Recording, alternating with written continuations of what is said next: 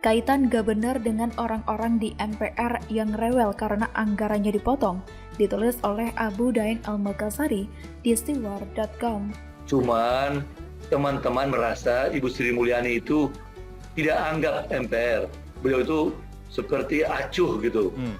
Dan kalau Kementerian Keuangan memahami bahwa pimpinan sekarang bertambah 2 kali lipat, maka harusnya logikanya anggaran dari awal diperbesar. Saya ditaruh sini kan untuk menyelamatkan uang pertamina. Saya digaji untuk menyelamatkan uang pertamina. Halo, berjumpa kembali di channel Redaksi Jurnal. Siapa garang, siapa maling, dan siapa saja yang merugikan negara? Tampaknya tak sulit lagi mendeteksinya. Karena segala perbuatan garang atau merampok uang rakyat yang begitu menjijikan, toh akan mudah terendus. Tuhan memang maha adil, sehingga di dalam suatu negeri yang banyak garangnya, pasti ada orang hebat yang gerah melihat aksi-aksi para garang itu. Sehingga harus melakukan protes keras, misal contohnya ada sosok seperti Ahok yang menjadi penjaga uang rakyat, berani mengambil resiko demi kesejahteraan rakyat atau demi tegaknya keadilan sosial. Bahkan nyawa pun Ahok rela berikan demi kepentingan rakyat banyak. Sementara para garang uang rakyat sibuk memperkaya diri dengan berbagai proyek-proyek yang membodohkan alias mubazir, tak peduli nasib rakyat yang lainnya yang butuh juga kesejahteraan. Empati dan rasa kemanusiaan para garang ini hanya di bibir saja, tanpa pernah benar-benar melaksanakannya. Lihatlah anggaran Jakarta yang sangat boros sekali. Banyak proyek yang politis dan penuh amburadul. Semua bukan untuk warga, tapi demi ambisi dan balas dendam politis. Kasihan nasibmu kini warga Jakarta. Jalanan kalian yang sudah bagus dan mulus malah dilubang-lubangi oleh gubernur. Katanya ide yang out of the box. Ternyata ide yang keluar dari otak yang licik dan kotor. Makanya programnya pun jadi mengotori kota Jakarta. Hujan pun turun hampir setiap hari dan sudah pasti ini sangat berbahaya buat warga yang melintas. Ada sumur yang menyerap anggaran itu, tidaklah efektif dan sudah pasti tidak bermanfaat mengatasi banjir di ibu kota. Jakarta benar-benar mengambil keputusan yang fatal, harus ditulis besar-besar gini. Biar makin jelas bahwa gubernur memang sebuah kefatalan. Itulah para politisi yang sejatinya tidak pernah mementingkan nasib rakyat, hanya demi kekuasaan dan menjadi kacung para bandar elit atau bohirnya, dan rusaknya tatanan sistem politik seperti ini tidak lepas dari kerakusan dan ambisi serta pikiran yang penuh was-was. Orang-orang seperti ini merasa was-was jika tidak memiliki kekuasaan. Karena itulah, mereka melakukan segala cara karena sudah mempersepsikan dirinya bahwa kalau tidak berkuasa, tidak tergerus dan tidak menjadi apa-apa atau siapa-siapa di dunia ini, atau membunuh atau dibunuh. Sungguh penyakit jiwa yang tidak disadari orang-orang yang mengalaminya, sangat berbahaya. Maka sebagai rakyat jelata, semua cara pun harus dilakukan untuk melakukan perlawanan. Gubernur harus ditenggelamkan. Sebagaimana ia tak bisa bekerja tapi sudah berani berjanji mengatasi banjir, tapi tetap saja warga mendapatkan banjir.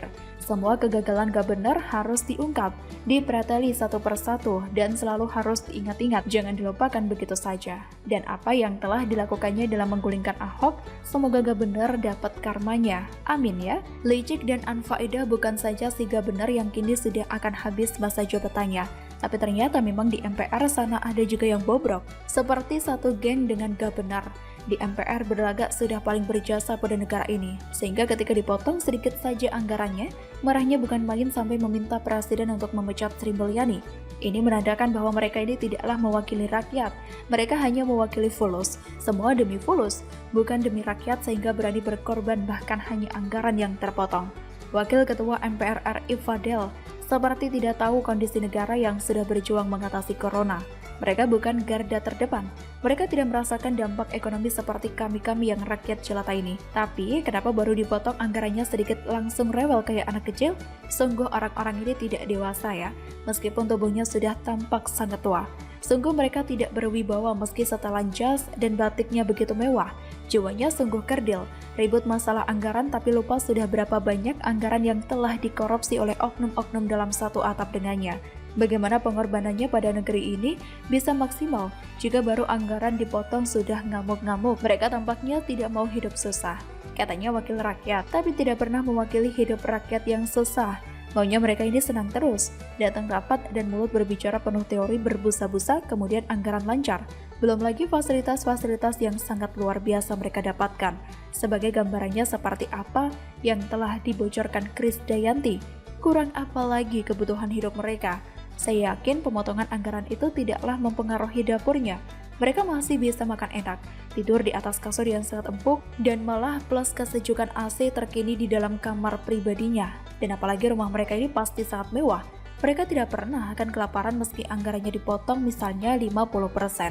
Bukankah mereka ini orang yang dapat banyak proyek?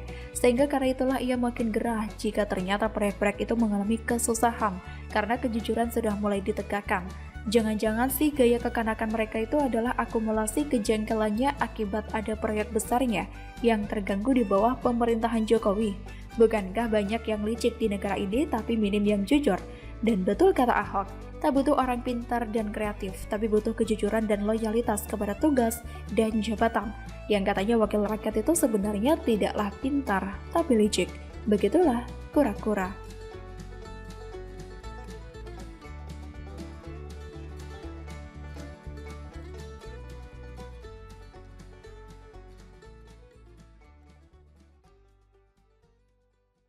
Eko Kuntadi serang pimpinan MPR soal pemecatan Menko. Jangan kayak gitulah, bantu dong. Ditulis oleh tim redaksi jurnal dari berbagai sumber. Ini berita paling seru nih. Fadel Muhammad, Wakil Ketua MPR RI dari utusan daerah, tiba-tiba menyerang Bu Sri Mulyani dan dia minta kepada Pak Jokowi agar Bu Sri Mulyani dipecat. Halo, berjumpa kembali di channel Redaksi Jurnal. Bagian media sosial Eko Kuntadi kali ini menyoroti pernyataan dari pimpinan MPR Fadel Muhammad soal permintaan pemecatan Menko Sri Mulyani. Dilansir dari Terkini, Eko Kuntadi menilai bahwa pernyataan Fadel soal pemotongan anggaran itu sangat dirasakan oleh semua pihak dalam pejabat negara. Lebih lanjut, Eko Kuntadi mengatakan bahwa pihak MPR pun masih ada utang dengan negara sebesar 136 miliar rupiah. Dana BLBI pun juga belum dibayar. Dan Pak Fadel ingat, saya sih masih ingat bahwa Bank Intan milik Anda itu masih berutang loh sama negara 136 miliar rupiah. Ia pun menegaskan bahwa seharusnya Fadel Muhammad bukan malah meminta Jokowi untuk memecat Menko Sri Mulyani, namun seharusnya membantu. Dari pantauan terkini.id, beberapa netizen juga turut memberikan komentar. Kata akun bernama @putra, Bambang dan Fadel kok tidak punya sense of crisis ya, tidak punya rasa keprihatinan. PNS juga gajinya nggak naik-naik dan bisa dimaklumi. @Grey juga memberikan komentar, ngeliat ruangan kerjanya Bamsud saja, saya sudah merasa ada yang aneh dengan dirinya.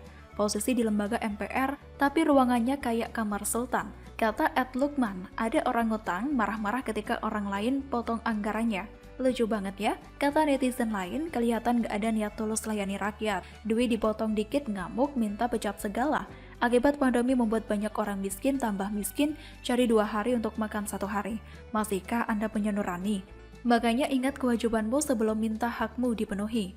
Melansir dari 2045, memang MPR anggotanya harus dipenuhi untuk ini, untuk itu. Tapi sabarlah, MPR dapat anggaran juga kok. Kasian kan masyarakat yang masih butuh untuk disupport sama negara agar ekonominya itu bisa berkembang menghadapi krisis seperti ini. Jangan ujuk-ujuk kok minta pecat dan mentang-mentang anggota MPR kan orang jadi curiga ini ada apa. Saya jadi ingat kasus ketika Sri Mulyani dulu duduk sebagai Menteri Keuangan juga di zaman pemerintahan SBY. Ada juga loh, desakan agar Ibu Sri Mulyani ini dipecat. Kenapa? Karena Ibu Sri Mulyani sebagai Menteri Keuangan targetnya itu ngumpulin duit masyarakat, pajak, menagih utang yang belum dibayar oleh para pengusaha yang sering ngemplang, dan Pak Fadel ingat. Saya sih masih ingat ya, bahwa Bank Intan milik Anda itu masih berhutang loh sama negara 136 miliar rupiah. Kan dulu Bank Intan, banknya Fadel Muhammad itu dapat kucuran dana BLBI, tapi belum dikembalikan loh. Dan sekarang Bu Sri Mulyani lewat Perpres untuk mengejar utang-utang BLBI, sedang menagih ke Bapak dan Bapak sekarang ngebalasnya dengan teriak-teriak pecat. Lucu sekali ya Pak. Iya, dulu kan pada zaman Pak SBY, Bu Sri Mulyani ini pernah dikalahkan secara politik. Mau nagih hutang kepada seorang ketua partai, mau nagih kewajiban seorang ketua partai, tetapi dilawan dengan berbagai isu politik dan akibatnya seorang Sri Mulyani terpental. Bahkan dia harus berkarir di Bank Dunia di sana, dan kita kehilangan orang terbaik. Sekarang di bola itu pengen dilanjutkan lagi untuk menyingkirkan Ibu Sri Mulyani. Gak bisa begitu, Vergoso. Dan Pak Gini Fadel deh, ingat, soal bahwa saya sih anggaran masih MPR ingat dipotong, bahwa ya kita Bank sama-sama Intan maklum lah. milik Anda Bukan cuma itu MPR yang masih dipotong berutang anggarannya. bersama negara Banyak juga kok karyawan yang 136 dikurangi gajinya miliar untuk rupiah. mengantisipasi pandemi. Berempatilah sedikit pada masyarakat Indonesia. Soal utang yang 136 miliar, bayar dong. Itu duit negara loh. Duit rakyat, jangan mikirin diri sendiri. Masa wakil ketua MPR kayak gitu? Katanya MPR mandataris. Katanya MPR memegang mandat rakyat. Mestinya yang pertama merasakan penderitaan rakyat, ya MPR dong. Dan Anda sebagai wakil ketua MPR merepresentasikan lembaga tersebut untuk pertama merasakan bagaimana rakyat sedang susah. Jangan malah main roller coaster politik untuk kasus yang kayak gini. Norak banget. Dan Pak Jokowi memberikan mandat besar kepada seorang Sri Mulyani untuk membereskan keuangan negara, bahkan untuk penagihan hutang-hutang BLBI. Dan sekarang lagi dikejar lagi. Orang-orang yang dulu tahun 98 berhutang gila-gilaan pakai uang negara, lalu nggak mau bayar hutang lalu ngemplang, ini kebanyakan punya backing politik. Nah, backing politik ini dianggap bisa menyelesaikan utang, karena kalau ditagih, dia akan lebih galak. Sepertinya sekarang Pak Fadel bisa dikatakan kayak gitu ya. Ibu Sri Mulyani lagi ngejar utang loh. Dan untuk menghindari dari kejaran utang, akhirnya kosora MPR jadi lebih galak. Jangan gitulah. Bayarlah dulu 136 miliar itu, biar anggaran MPR bisa ditambahin nanti dari duit negara. Kalau utang gak mau bayar tapi fasilitas minta dilengkapi, itu namanya keterlaluan. Bagaimana menurut Anda?